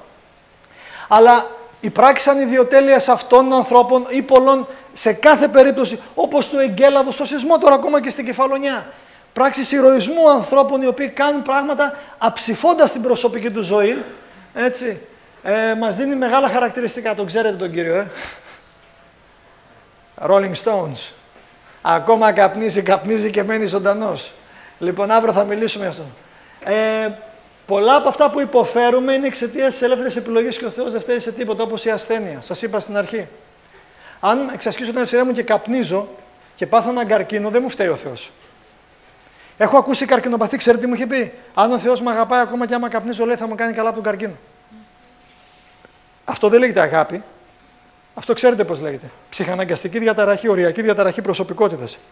Δεν μπορείς να κάνεις το λάθος και να περιμένεις κάτι σωστό. Απλά δεν γίνεται. Και μια άλλη αιτία είναι αυτό, δέστε το, η τεμπελιά μας.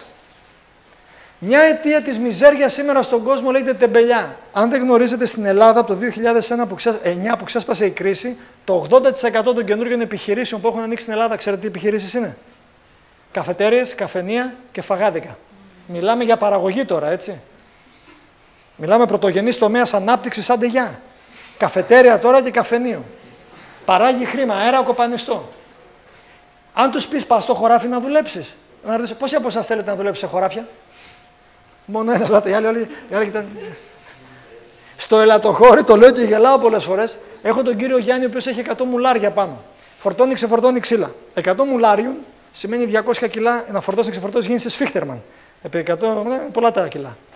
Πληρώνει 50 ευρώ την ημέρα μεροκάματο από τον Απρίλιο μέχρι τον Οκτώβριο και μου λέει ο κύριος Γιάννης, τα παιδιά στο χωριό είναι άνεργα, κάθονται στην καφετέρια, ζητάνε δανεικά ένας από τον άλλον 5 ευρώ για να πάρουν τσιγάρα και έναν καφέ και κάθονται στην καφετέρια και έχω τους Αλβανούς. Και έχω μετά τους σφίχτερμαν, τους μάγκες που λένε έξω οι ξένοι. Ρε, άμα φύγουν οι ξένοι θα πεινάσουμε εμείς. Δεν θα έχουμε ούτε ξύλα ούτε φαγητό, ποιος θα πάει. Ερώτηση, γιατί δεν πάνε οι ελατοχωρίτες να κουβαλήσουν ξύλα. Να σας πω γιατί. Γιατί η μάνα και ο πατέρας, ξέρετε, λένε, το δικό μου το παιδί, το σπούδασα ιατρική, θα πάει να κουβαλάει ξύλα. Σώπα ρε, από πού βγήκε το παιδί, του Βαρθινογιάννη, ο γιος είναι του Ποδοσάκη. Και τι έγινε δηλαδή και άμα σπούδασε, δεν κατάλαβα. Και η μόνη δουλειά που μέχρι τον ερχομό του Κυρίου δεν θα σας αφήσει νηστικούς, κρατήστε το αυτό, θα είναι η γη. Γι' αυτό και το σύστημα σας έκλεισε στα μεγάλα κέντρα, μέσα στα τσιμέντα στην Αθήνα, χρεωμένους και υπερχρεωμένους, για να έχετε δουλειές οι οποίες είναι μη παραγωγικές και άκυρες. Η γη είναι ευλογημένος τόπος, και ειδικά αυτός ο τόπος. Και η προτροπή μου είναι, κρατήστε ένα κομμάτι γης. Ξέρετε τι είναι ο κόντεξ αλιμεντάριος, έχετε ενημερωθεί γι' αυτό? Όσοι δεν ξέρετε, μπέστε να χτυπήσετε. Ήδη είναι εφαρμοσμένος. Και σε λίγο δεν θα μπορείτε να τρώτε τίποτα, θα σας πεθάνουν επιστημονικότατα. Οπότε έχει μεγάλη σημασία, λοιπόν, να δούμε κάποια πράγματα. Πολλές φορές ο πόνος έχει φέρει τους ανθρώπους πολύ κοντά. Το C.S. Lewis, δεν ξέρω αν το γνωρίζετε, μεγάλος Άγγλος απολογητής χριστιανοσύνης. Ο Θεός μας ψιθυρίζει, λέει, στις καλές μας στιγμές, μας μιλάει στη συνείδηση και μας φωνάζει στον πόνο. Είναι το μεγάφωνο για να ξυπνήσει έναν κοφό, μια κοφή ανθρωπότητα. Δεν ξέρω αν το έχετε διαβάσει το βιβλίο, το αρχιπέλαγος του Γκούλανγκ. Ξέρετε τι ήταν τα Γκούλανγκ? Τι ήταν το Auschwitz και το Νταχάου στη Γερμανία? Ήταν τα αντίστοιχα ρώσικα, τα συντρόφια το είχαν αυτό. Σας στέλναν διακοπές χωρίς επιστροφή στη Σιβηρία, Γκούλανγκ. Μέχρι μείον 50 βαθμούς Κελσίου τους βγάζαν να βαράν γκασμά. Έχετε βρεθεί στους μείον 50? Στους μείον 50 σπάει το ατσάλι. Δεν τους βγάζαν στους μείον 52 γιατί φοβόντουσαν να μην σπάσει η αξίνα που χτυπάγανε, δεν τους ένοιαζαν. Έχω γνωρίσει άνθρωποι που επειδή πήραν απνοή έτσι, προσέξτε, σε μείον 40 αυτό, τα δόντια όλα σπάσαν με τη μία. Στους μείον 40 ήταν χρυσά. Γι' αυτό δείτε πολλούς Ρώσους, Ρωσοπόδες που έχουν χρυσά δόντια, την πάθουν από το κρύο. Και όμως στο Γκούλανγκ εκεί πέρα που απαξιώθηκε όπως και στο Auschwitz, στον Νταχάου, ο ανθρώπινος χαρακτήρας και υπόσταση, άνθρωποι σαν και αυτόν διαπρέψανε και δώσανε πολύ μεγάλα μηνύματα ανθρωπιάς, ικτιρμού, ταπεινοφροσύνης. Και ο κόσμος μας σίγουρα θα μπορούσε να γίνει καλύτερος, δυστυχώς θα γίνει χειρότερος και κρατήστε αυτό, μια αγάπη που επιβάλλεται δεν είναι αγάπη, γιατί μια αγάπη που επιβάλλεται είναι ένας βιασμός. Αγάπη που επιβάλλεται είναι βιασμός. Και επειδή ο δημιουργός σας και ο δημιουργός μου δεν μπορεί να είναι βιαστής, μας δίνει μια υπόσχεση και ίσως σε κάποιο άλλο σεμινάριο θα μπορούσαμε να μιλήσουμε ότι τα καλύτερα είναι μπροστά μας, παιδιά. Δεν ξέρω τι παρελθόν έχετε, αλλά τα καλύτερα πάντοτε είναι στο μέλλον. Όχι στο μέλλον που υποτίθεται θα σας υπόσχονται άλλοι, αλλά στο μέλλον που ο Θεός έχει υποσχεθεί, σε αυτό που ονομάζουμε στην αιώνια φιλία με το Θεό, γιατί πιστέψτε με, ο Κύριος έρχεται. Ζούμε ίσως στις τελευταίες σελίδες της ανθρώπινης ιστορίας. Και ίσως, και το εύχομαι πολύ αυτό, να είμαστε η τελευταία γενιά πάνω στη γη. Τελειώνει ο Ζακ Ιβ Κουστό, ένας μεγάλος ωκεανολόγος, πέθανε πριν από αρκετά χρόνια. Πριν 20 χρόνια είχε πει ο Ζακ Ιβ Κουστό ότι η γη, οι πλουτοπαραγωγικές της δυναμικότητες δεν μπορούν να αντέξουν για περισσότερα από 30 με 40 χρόνια ακόμα. Βαδίζουμε σε ένα κρεσέντο και αυτό μου δίνει μεγάλη χαρά. Γι' αυτό όταν με ρωτάνε οι άνθρωποι πώς είσαι, λέω κάθε μέρα και καλύτερα. Γιατί μπορεί και εγώ να γερνάω, να σπρίζουν τα μαλλιά, να φθείρομαι, αλλά πλησιάζω πιο κοντά στο πιο υπέροχο γεγονός, πάω επιτέλους σπίτι μου. Φροντίστε λοιπόν τους μετοπιαίους σας λοβούς, φροντίστε το ναό του σώματός σας και να έχετε το νου σας, γιατί σε λίγο έρχονται χειρότερα δεινά και αν δεν έχετε σώα στα σφρένας και λογική συνακολουθία και ισορροπία στο συναισθηματικό σας κόσμο, πολύ γρήγορα θα φάτε την παλάτζα.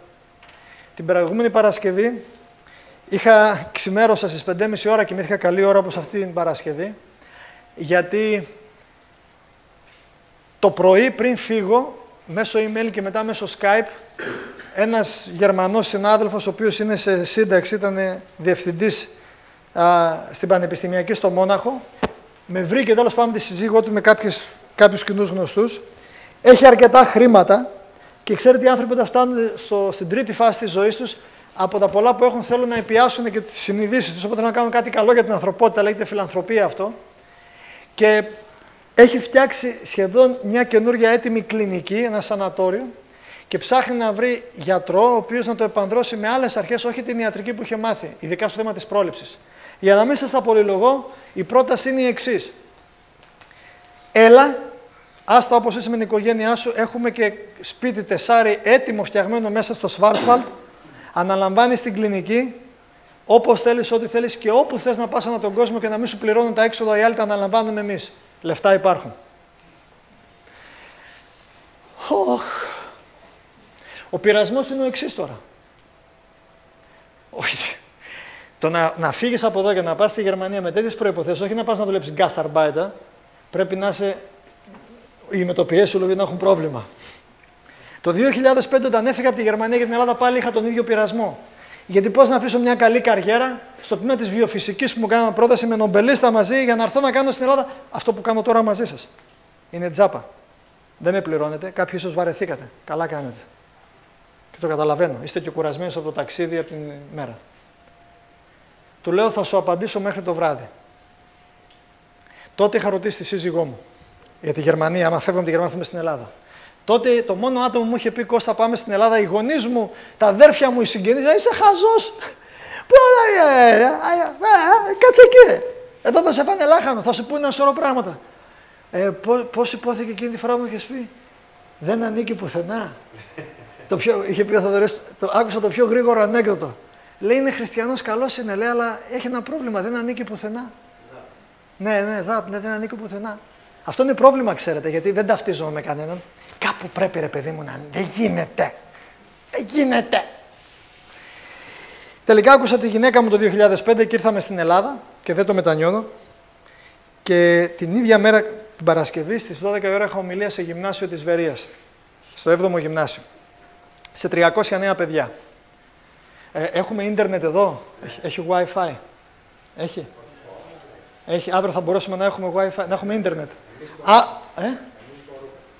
Εμείς μπορούμε τι εδώ, μπορεί, έχει αυτό. Εγώ μπορώ, εσύ μπορείς, αυτοί μπορούν. Όχι. Αυτό λέγεται, παιδιά, δικαιοσύνη. Εγώ μπορώ, εσείς δεν μπορείτε. Έτσι. Γιατί υπάρχει μόνο μια δημοκρατία, η δική μου, ό,τι πω εγώ. Απλώς και με αυτό κλείνω, για την προηγούμενη φορά δεν είχαμε ίντερνετ εκεί, αλλά να ανοίξω πού το. Ήχο έχει αυτό, συνδεδεμένο. Έχει. Αυτό μ' αρέσει. Έχουμε γερμανική αντίληψη.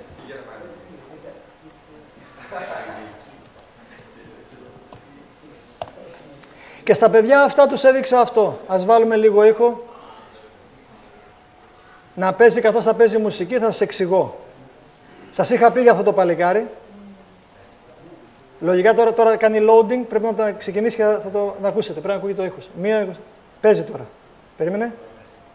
Παίζει. Δεν παίζει, Πιο χαμηλά. Λίγο πιο δυνατά. Αυτός είναι ο Στέλιος ο Πισής που ζει στην Κύπρο ακόμα. Αυτός. Η ομιλία μου 2 ώρες ήταν για το Στέλιο.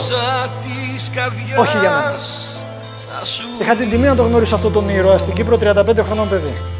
Γεννήθηκε όχι σαν και εσάς, με μια δυστυχία, με μια σπάνια χρωμοσωματική ανομαλία που λέγεται μια ασθένεια Ντουσέν, μυϊκή δυστροφία Ντουσέν. Τι σημαίνει αυτό? Λόγω του DNA, το άτομο μεγαλώνει σιγά σιγά και η μύση του σκελετική παραλύουν και στην ουσία φυλακίζεται στο σώμα του. Πεθαίνει η ιατρική του μέχρι 30 χρονών, μάξιμο. Και πεθαίνεις από αναπνευστικά ή καρδιολογικά, γιατί δεν μπορείς να αναπνεύσεις. Ο Στέλιος λοιπόν αυτή τη στιγμή που μιλάμε είναι διασωληνωμένος, τραχιοστομημένος, δεν κινεί τίποτα από όλο το σώμα τα τελευταία 4 χρόνια και είναι 24 ώρες το 24ωρο στο κρεβάτι έτσι και κοιτάει τον ταβάνι. Ξέροντας ότι θα πεθάνει. Δεν έχει ελπίδα. Το μόνο που κινεί από όλο το σώμα του αυτό το παλικάρι είναι από το δεξί του χέρι αυτό το δάχτυλο. Αυτό εδώ. Μαντέψτε τι κάνει τις ώρες που είναι ξύπνιο με ένα δάχτυλο. Μπορεί κάποιος να μου πει τι κάνει. Ξύνει τη μύτη του, κλαίει την τύχη του. Γράφει τη μουσική που ακούτε. Αυτό που ακούτε το Ρέμο είναι από την ταινία το Μίλα μου, είναι από τη μουσική. Το γραμμένο από το Στέλιο τον Μπισίν. Στο σπίτι του έχει έρθει ο Ρέμος, ο Σαββόπουλος, ο Αλκίνος Ιωαννίδης, ο Νταλάρας. Έχει γράψει μέχρι τώρα 5 CD. Έχει γράψει κλασική μουσική που η Συμφωνική Ορχήστρα της Μόσχας την έχει παίξει. Έχει τιμηθεί από τον πρόεδρο της Ελληνικής και Κυπριακής Δημοκρατίας. Και τα λεφτά όλα που βγάζει από τα CD τα δίνει στους φτωχούς. Είναι χριστιανός, δεν ανήκει πουθενά. Συνάντησα τη μητέρα του στο σχολείο που ήμουν εκεί και μου είπε σας είχε δει στην τηλεόραση, θα θέλει ο Στέλιος να μιλήσετε. Και πήγα σπίτι του. Πήγα με το φίλο μου, τον Νίκο τον Νικολάου, κλινικό ψυχολόγο, 20 χρόνια, βλέπει ψυχασθενείς. Ο Νίκος άντεξε 20 λεπτά στο δωμάτιό του. Μετά όταν βρεθήκαμε, ξέρετε, είναι ο φίλος μου, ψυχολόγος. Κόντεψα να πάθω κατάθλιψη. Μόνο με την ιδέα ότι εγώ να είμαι έτσι και ότι από ώρα σε ώρα θα πεθάνω. Ξέρετε τι? Ναι ή όχι?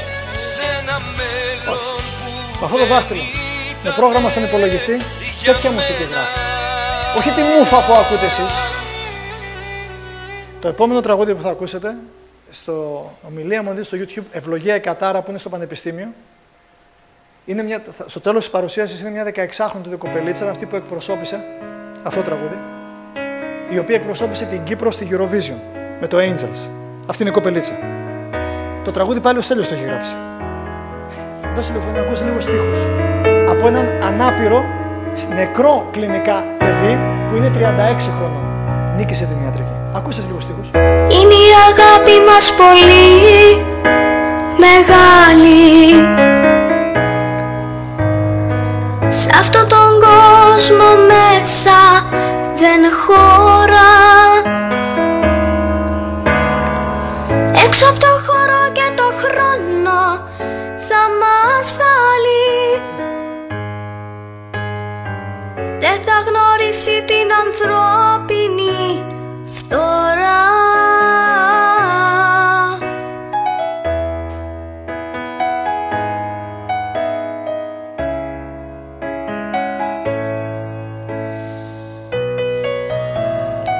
Κι όσα με λόγια δεν μπορέσαμε να πούμε, μες στις καρδιές μας έχουν ήδη υπόθει. Μέσα στο άπειρο αιώνια θα γυρνούνε. Σ' όλο το σύμπαν θα έχουν απλώθει. Όταν λοιπόν μιλούσα με τον Στέλιο και προσπαθούσα να του... Ας παίζει μουσική από κάτω, ας παίζει. Κάποια στιγμή μου λέει ο Στέλιος, έλα πάνω από το κεφάλι μου, θέλω να σε δω να σου πω κάτι. Και σηκώθηκα και έκατσα από πάνω του. Και ξέρετε, να κοιτάς έναν άνθρωπο ο οποίος έχει μείνει... Μεγάλη. Ένα πράγμα, πέστε το πώς θέλετε, που σύμφωνα με κάποιους Φίχτερμαν, με τη θεωρία της εξέλιξης επιβίωση του ισχυροτέρου και μόνο οι άριοι πρέπει να ζήσουν, αυτό το άτομο δεν πρέπει να ζει, ναι ή όχι? Γιατί είναι ανάπηρος. Ο Χίτλερ ξεκίνησε με τους ανάπηρους και με τους τσιγκάνους πριν φτάσει στους Εβραίους.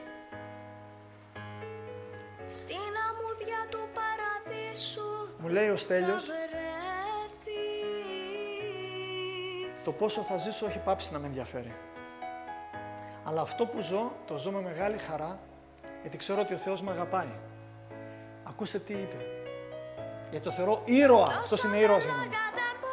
Όσο εγώ ζω και μπορώ και γράφω τη μουσική μου, εγώ βγαίνω έξω από το σώμα μου. Γι' αυτό λέει ο χώρος και ο χρόνος και φθορά. Εγώ μου λέει πετάω. Και ξέρετε, θα έρθει μια μέρα που ο Στέλιος θα πεθάνει. Μαντέψτε, θα συνεχίζει να ζει όμως. Ωραία. Γι' αυτό γράφει στην ιστοσελίδα του.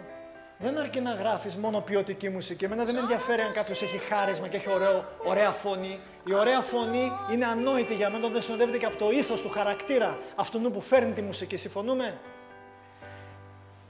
Σημαντικό δέστε τι είναι, να έχεις γύρω σου τι, ποιοτικούς ανθρώπους που σου δίνουν τι, δύναμη, έμπνευση και όθηση για τη δημιουργία. Είμαι ευτυχής. Τώρα το γράφει ο Στέλιος στην ιστοσελίδα του. Είμαι ευτυχισμένος.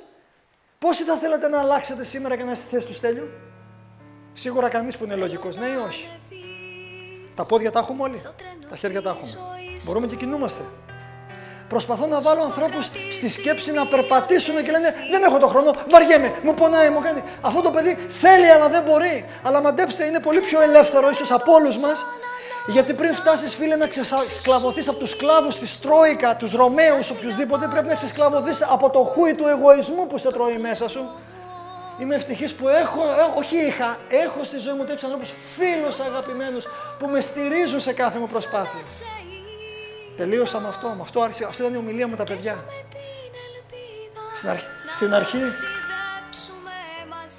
Στην αρχή, ο διευθυντής μου είπε, κύριε Μωρού, τα παιδιά μας είναι ανήσυχα. Παραπάνω από 20 λεπτά δεν θα αντέξουν. Τα παιδιά 2,5 ώρες ακούγανε. Και με το που τελείωσα αυτή την παρουσίαση, σηκώθηκε ένα κορίτσι, το λέγανε Αγάπη, τρίτης γυμνασίου, κλαίγοντας και είπε, στα 15 χρόνια που είμαι, πρώτη φορά ένιωσα αυτό το πράγμα. Και αφού τελείωσα, ήρθαν κοντά μου τα παιδιά και ήταν η πιτσιρίκα με κάτι με τις φίλες της και με κοιτούσε με ένα ύφος και της λέω, κάντο, μην τρέπεσαι. Και έπεσε στην αγκαλιά μου. Και καθώς έκλαιγε, αυτή η ψυχή του παιδί μου, γιατί στην υγεία της κόρης μου, μου ψιθυρίζει στα αυτιά και τους είπα στην αρχή ότι σήμερα το πρωί που ήρθα μου έγινε η πρόταση γι' αυτό.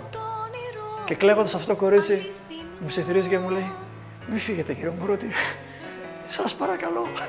Έχουμε ανάγκη από ανθρώπους, έστω και να σας βλέπουμε μία φορά στη ζωή, γιατί μας δίνετε ελπίδα.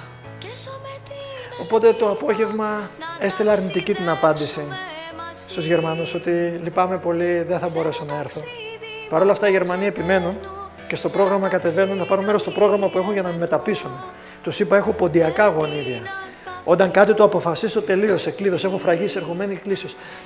Γύρισα πίσω και κλαίγοντας έλεγα στη σύζυγό μου, δεν μπορώ να ξεχάσω τα μάτια αυτού του παιδιού, πώς με κοίταξε. Και λέω, πώς μπορώ να σηκωθώ να φύγω και να αφήσω αυτά τα παιδιά πίσω που ξέρω είναι το μέλλον. Και ο Στέλιος αυτό κάνει. Ναι, αλλά το Στέλιο δεν τον δείχνει με νεγάκι, ούτε η σκορδά, ούτε όλοι αυτές οι χαζοξανθομελαχρονοί παιδιά του Θεού, τα οποία για μένα είναι πρόστιχοι, όχι για τίποτα άλλο, γιατί όταν γονατίζει ένας λαός και αυτοί κάθονται το πρωί, είναι αυτό που έλεγε η άλλη βασίλισσα, δώσ' τους παντεσπάνι να φάνε, δεν είχαν να φάνε ψωμί και δώσ' παντεσπάνι. Αυτοί όλοι που συνηγορούν στο να παρουσιάζουν κάτι άλλο παρά την ομή πραγματικότητα που υποφέρει αυτός ο λαός, είναι συνεργάτες και της Τρόικα και του Μνημονίου και είναι συνεργάτες στο έγκλημα. Μην τους βλέπετε και μην τους παρακολουθείτε. Και αν θα κάνετε έτοιμα φιλία στο Στέλιο, γράψτε του και θα χαρεί πολύ ότι λόγω του Κώστα του Μωρούτη μας μίλησε για σας. Και θα σας απαντήσει ο Στέλιος με το ένα του δάχτυλο, όσο αργά μπορεί να γράψει στο πρόγραμμα του υπολογιστή. Οπότε, τις φορές που ίσως μπαίνετε στο YouTube, καθίστε δέστε τη ζωή του Στέλιου, υπάρχουν και άλλοι τέτοιοι ήρωες. Και ο Στέλιος πιστεύει στο Θεό και λέει, ακόμα και αν πεθάνω, θα έρθει μια μέρα που όχι απλώς θα περπατάω, ο Θεός θα μου δώσει αυτό που το κακό μου στέρισε. Είμαι ευτυχισμένος ακόμα και σήμερα να πεθάνω. Ξέρετε πώς έφυγα από το σπίτι του? Έφυγα κατά τα γόνατα κομμένος, σέρνοντας έτσι. Γιατί μου έδειξε αυτός ο ανάπηρος, ο υποτιθέμενα τελειωμένος άνθρωπος, τι σημαίνει να είσαι γίγαντας και ήρωας στη ζωή. Έχετε φτιαχτεί όλοι σας για να γίνετε έτσι. Ξεκινήστε από τώρα. Να είστε καλά, καλό βράδυ. Ευχαριστώ.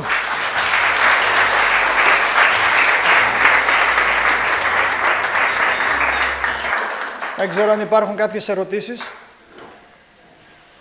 Ξέρεις, τώρα μεταξύ μας λένε μη σηκώσει κανείς χέρι και πει ερώτηση, γιατί αυτός θα κάτσει μέχρι τα μεσάνυχτα, θα μας λιώσει. Είστε κουρασμένοι. Αύριο τι ώρα ξεκινούμε, Γιώργο? 10:30 τελειώνει το πρωινό, οπότε νομίζω 11 η ώρα το πρωί. 11 η ώρα, Θα ναι. τσεκάρω το πρόγραμμα, θα το ετοιμάσουμε κιόλας. Απλώς προσέχτε τι θα φάτε και αύριο το πρωί. Δεν μίλησα για το φαγητό, γιατί αν θα λάβω αύριο το πρωί την υπεργλυκαιμία σας μετά από μία ώρα, δηλαδή αν αύριο το πρωί, αφού κοιμηθείτε τώρα, σας δω να προσεύχεστε την ώρα που μιλάω, θα έχει ομαδικό καψόνι, έτσι, 1 γιο κάτω. Γιατί αύριο θα έχουμε ηχηρές και ηχηρότατες αποκαλύψεις, ειδικά για τη μουσική. Να είστε εδώ, το βράδυ θα μιλήσουμε για το σεξ, τη βία και όλα αυτά που παίζουν. Και αν έχετε φίλους και μπορούν να έρθουν, θα είναι χαρά να τους έχουμε. Εδώ πέρα υπάρχουν κάποια διαφημιστικά οι κάρτες, μπορεί να τις πάρετε, θα τα αφήσω εδώ πέρα αυτές τις 3 μέρες. Καλή ξεκούραση, αν δεν έχει τίποτα άλλο. Καλό βράδυ. Ο Θεός μαζί σας. Αύριο στις 11 η ώρα ξεκινούμε. Εντάξει, καλό βράδυ.